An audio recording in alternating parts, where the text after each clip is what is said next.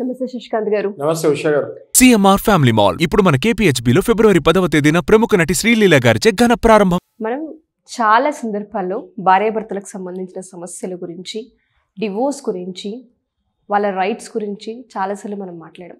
ఒక చిన్న వీడియో నేను మీకు చూపిస్తానండి. నేను ఆ వీడియో చూసిన తర్వాత ఒక ఆడపిల్ల ఆవేదన, ఆ పిల్లకి ఎటువంటి రైట్స్ ఉంటాయి, ఎలా ఫైట్ చేయాలి ఏంటి అన్న దానిపైన అడగాలనిపించింది. ఫస్ట్ వీడియో చూపిస్తాను. నా పేరు రమ్య అండి. సో నాకు మ్యారేజ్ 2021 అక్టోబర్ 13 మ్యారేజ్ అయింది. సో నాకు ఇప్పుడు ప్రజెంట్ హెల్త్ ఇష్యూ ఉంది. అంటే 2023లో దానివల్ల నాకు 2 కిడ్నీలు అనేది డ్యామేజ్ అయ్యాయి. సో ఆ ప్రాబ్లం రావడం కారణం మెయిన్ మా అత్తింటి వాళ్ళు. సో కట్టం ఇంత తెచ్చేవనేసి డైలీ నాకు రోజు టార్చర్ అనేది చేసేవారు. సో అత్తయ్య, మావయ్య, మా హస్బెండ్, సో ఇద్దరు ఆడబుట్టుడు, మా హస్బెండ్ వాళ్ళ హస్బెండ్.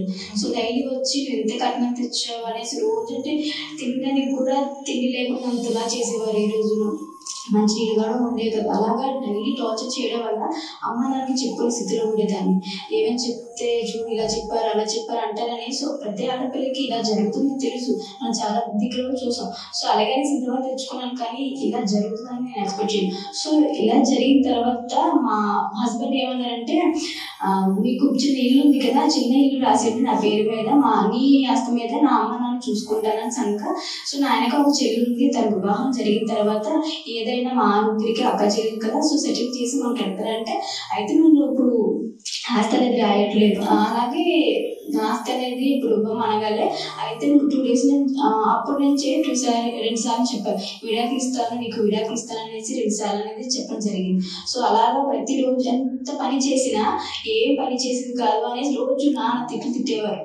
అమ్మ కూడా చెప్పేదాన్ని కదా. లాస్ట్కి ఇలా చెప్తున్నారు, ఇలా జరిగిందమ్మా, నన్ను రూమ్లో పెట్టి బంధించారు, అత్తవారు ఇలా బాలేదని సిటీ తీసుకెళ్ళి నేను బంధించిన కాటం పీరియడ్ కూడా 4 days వరకు ఫుడ్ లేదు, వాటర్ లేదు, వాష్రూమ్ కూడా వెళ్ళలేదు. ఆ స్థితిలో ఉండి కూడా కాళ్ళు చేతులు బాగా పొంగు ఉంటే సో ఎమర్జెన్సీగా హాస్పిటల్ జాయిన్ చేస్తే అమ్మాయికి 2 కిడ్నీలు డ్యామేజ్ అయ్యి, సో అమ్మాయికి ప్రజెంట్ డయాలసిస్ చేస్తేనే బతుకుతుంది తప్ప అంతకు మించి మేమేమి చేయలేదంటే, డయాలసిస్ సైన్ చేయడానికి కూడా మా హస్బెండ్ రాలేదు. అప్పటి నుంచి ఇప్పటి వరకు నాకు ఇప్పుడు సర్జరీ అయ్యింది, సర్జరీ అయ్యి కూడా రాలేదు. నాకు నిన్న లాయర్ నోటీస్ పంపించి అమ్మాయితో నాకు విడాకులు కావాలని లాయర్ నోటీస్ పంపించారు. సార్, ఈ వీడియో కనుక మీరు చూస్తే 2021లో ఆ ఆడపిల్లకి పెళ్ళవడం జరిగింది. ఇప్పటికి 3 ఏళ్ళు నిండాయని మనం చెప్పుకోవచ్చు. అంత చిన్న వయసు పిల్లకి 2 కిడ్నీలు పోయాయి, డయాలసిస్ చేయాలని ఒక పాయింట్.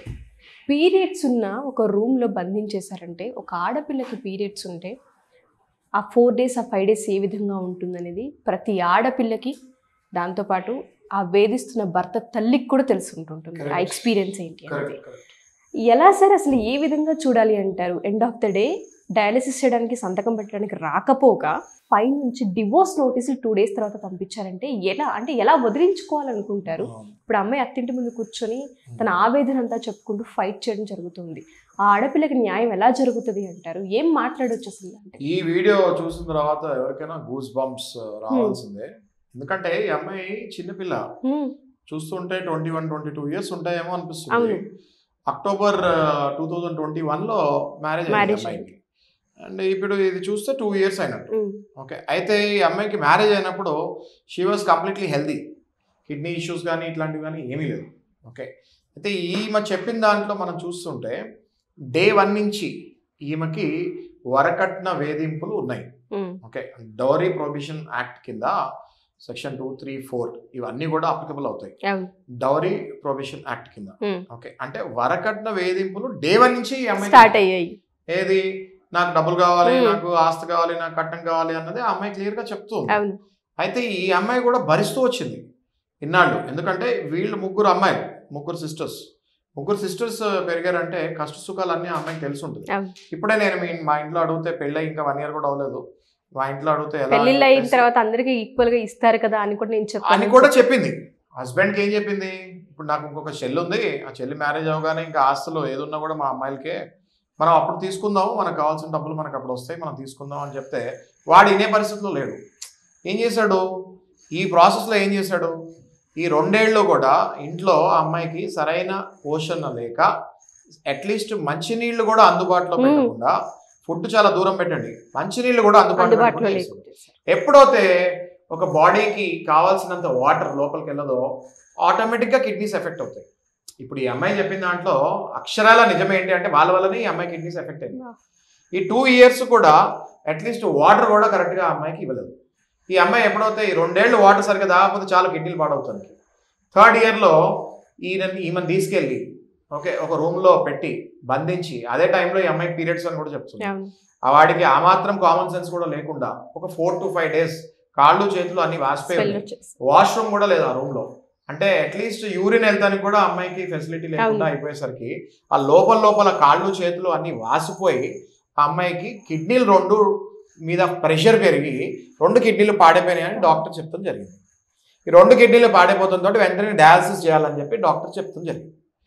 వీడు అట్లీస్ట్ ఈ హస్బెండ్ హాస్పిటల్కి వచ్చి డయాలసిస్కి కావాల్సిన సిగ్నేచర్ కూడా భయపడి వాడు రాలేదు. అంతేకాకుండా ఈ డయాలసిస్లో ఆ పాపని అలాగే వదిలేసి ఆ తర్వాత ఒక 1 week తర్వాత ఈమెకి నాకు ఇంకా నువ్వు వద్దు, నాకు నీ దగ్గర నుంచి డైవర్స్ కావాలి అని చెప్పి లీగల్ నోటీస్ కూడా పంపిస్తాం జరిగింది. ఇది 100% కండెమ్ చేయాలి. ఇట్లాంటివి జరగకుండా ఉండాలి అంటే ఈ అమ్మాయికి ఎవరు లేరనుకుంటున్నాడా, లేకపోతే ఈ అమ్మాయికి దిక్కుముక్కు లేదనుకుంటున్నాడా, లేకపోతే చట్టం నాకు ఒకటికే తెలుసు అనుకుని ఎవరినో లాయర్ని అప్రోచ్ చేసుకుని డైవర్స్ నోటీస్ పడేగానే డైవర్స్ వచ్చేస్తుంది అనుకుంటున్నాడా? ఎట్లా సార్, అది చాలా రాంగ్. హెల్త్ ఇష్యూ కంప్లీట్ గా పోయింది. చిన్న వయసులో ఇంత డ్యామేజ్ చేశాడు ఆ పిల్లకి. ఆ పిల్లకి ప్రపంచం అంటే ఏంటో కూడా సరిగా అర్థం కాని పరిస్థితి కనిపిస్తుంది. ఆడపిల్ల జీవితాన్ని 3 ఏళ్ళు చిత్రహింసలు పెట్టి ఇవాళ సంబంధం లేకుండా డివోర్స్ ఇస్తాను అంటే వాడిని ఏ విధంగా మనం చూడాలి? అసలు దీన్ని ఎలా ఎన్కౌంటర్ చేయాలి అన్నది ఆ అమ్మాయికి సుమన్ టీవీ ద్వారా నేను చెప్పేది ఏంటి అంటే, ఒక మంచి లాయర్ని అప్రోచ్ అయ్యి ఈ అమ్మాయి చేయాల్సిన విషయం ఏంటి అంటే, ఫస్ట్ చేయాల్సింది ఏంటంటే వాడి మీద ఇమ్మీడియట్గా 498A plus dowry prohibition act కింద సెక్షన్స్ కింద ఫస్ట్ పోలీస్ స్టేషన్లో వెళ్ళి కంప్లైంట్ ఇవ్వాలి. ఎఫ్ఐఆర్ రేజ్ చేయాలి ఆ హస్బెండ్ మీద. వెంటనే డొమెస్టిక్ వైలెన్స్ యాక్ట్ కింద మళ్ళీ ఇంకొక కేసు బుక్ చేయాలి. ఆ డొమెస్టిక్ వైలెన్స్ యాక్ట్లోనే నాకు కావాల్సిన షెల్టర్, ఫుడ్ ఈ 2 ఇమ్మీడియట్గా నువ్వు నాకు ఇవ్వాలి, భర్త కాబట్టి ఈ 2 నాకు ఇమ్మీడియట్గా కావాలని ఇంకో కేసు రేజ్ చేయాలి. రెస్ట్రిక్షన్ ఆఫ్ కాంజుగల్ రైట్స్ అంటే నువ్వు డైవర్స్ నోటీస్ పంపించావు, నాకు ఇంట్రెస్ట్ లేదు, నాకు ఈ పెళ్లి బ్రేక్ చేస్తాను, నాకు ఇంట్రెస్ట్ లేదు, ఈ పెళ్లి నేను కంటిన్యూ చేయాలనుకుంటున్నాను అని చెప్పి రెస్ట్రిక్షన్ ఆఫ్ కాంజుగల్ రైట్స్ అని చెప్పి ఇంకో కేసు బుక్ చేయాలి. మెయింటెనెన్స్ నెల నాకు నీ వల్ల ఆరోగ్యం దెబ్బతినింది కాబట్టి నెల నాకు ఇంత ఖర్చు అవుతుంది అని ఒక అమౌంట్ డిక్లేర్ చేసుకొని నాకు ఈ అమౌంట్ నెల నీ దగ్గర నుంచి రావాలి అని చెప్పి మెయింటెనెన్స్ కేసు బుక్ చేయాలి. 4 cases బుక్ చేయాలి. 498A అంటే ఈ క్రూయాలిటీ, వరకట్న వేధింపులకి, డొమెస్టిక్ వైలెన్స్ అంటే గృహ హింస, నాకు షెల్టర్ కావాలి, నాకు ఫుడ్ కావాలని. Next restriction of conjugal rights అంటే నా మ్యారేజ్ నువ్వేవాడు బ్రేక్ చేస్తానికి, పెళ్లి చేసుకున్నావు, నాకు డైవర్స్ ఇష్టం లేదని చెప్పాలి. నెక్స్ట్ మెయింటెనెన్స్ అంటే నెల ఆదరణ కావాలి, అంటే ఫైనాన్షియల్గా ఇంత సపోర్ట్ కావాలి. ఈ 4 కేసులు వాడి మీద వేసేసి వాడిని ఇమ్మీడియట్గా ఆ కేసులు రేజ్ చేపిస్తే కానీ వాడికి బుద్ధి రాదు. సో ఇది చేయాలి. ఇప్పుడు వాడు ఏదో చాలా చిల్లరగా వెళ్ళి డైవర్స్ నోటీస్ పంపించేస్తే యాక్సెప్ట్ చేసే అవసరం లేదు. ఆ అమ్మాయి వీడియో కనుక చూస్తే దయచేసి మన దగ్గరికైనా వస్తే మనం ఈ 4 కేసులు ఇమ్మీడియట్గా వాడి మీద బుక్ చేసి వాడి 7 చెరువులు నీళ్ళు దాపిస్తాం. అండ్ అదే కాకుండా how dare he confines that girl in a room, fundamental right. నా స్వేచ్ఛ, నేను ఎక్కడైనా వెళ్ళచ్చు, నా స్వేచ్ఛ, భార్య అయినా తల్లి అయినా కొడుకు అయినా నువ్వు ఒకటి రూమ్ లో లాక్ వేసే అర్హత, హక్కు నీకు లేదు. అది ఫండమెంటల్ రైట్ టు ఫ్రీడమ్. అంటే నువ్వు ఎటైనా తిరగచ్చు, నువ్వు ఎటైనా వెళ్ళొచ్చు, నిన్ను ఆపేసావు. ఫండమెంటల్ రైట్ ని కూడా కాలరాచావు నువ్వు. దాని కింద కూడా నీ మీద క్రిమినల్ కేసు బుక్ చేయొచ్చు. అసలు ఆ అబ్బాయికి సాలిడ్ కేసెస్ బుక్ చేసి సరైన బుద్ధి వచ్చేటట్టు చేయొచ్చు ఉషా గారు. అంటే పేరెంట్స్ కూడా తెలియకుండా ఒక ఇన్సెక్యూరిటీ అనేది వస్తూ ఉంటుంది. ఈ వీడియో కనుక మనం చూస్తే కింద కొంతమంది కామెంట్స్ ఉన్నాయి, ఆయన డివోర్స్ ఇస్తారన్నప్పుడు తీసుకోవచ్చు కదమ్మా అని అంత ఈజీగా మాట్లాడుతున్నారు. ఎలా సార్, ఎలా తీసుకుంటాం అసలు? జీవితమే నాశనం అయింది. ఫస్ట్ కామెంట్ మనం చూస్తే అది కూడా చదివాను, అందుకే పెట్టిన కామెంట్ అది.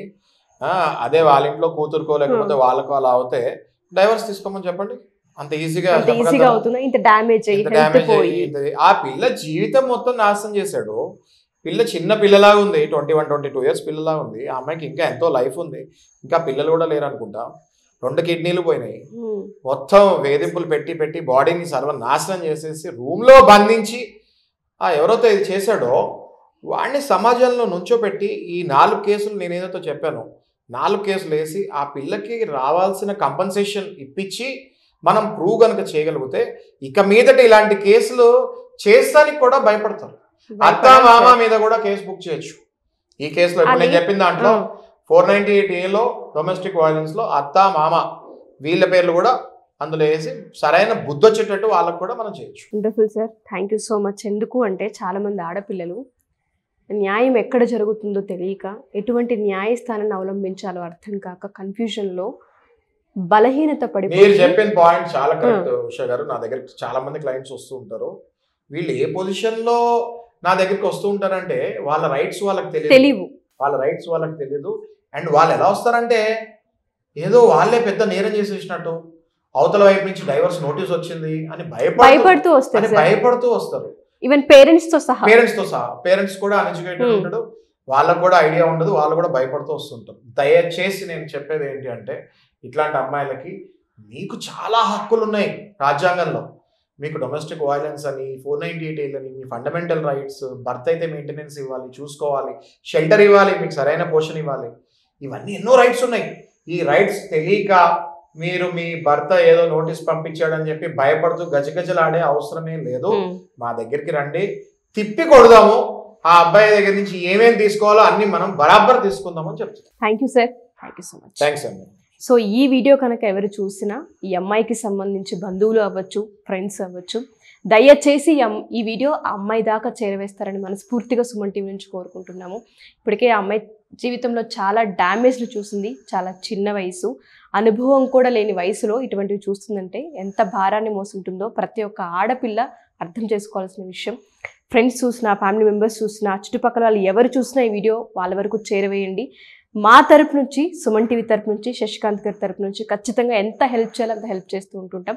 సో దయచేసి అమ్మ, నువ్వు కనుక ఈ వీడియో చూస్తే మమ్మల్ని ఆశ్రయించవచ్చు.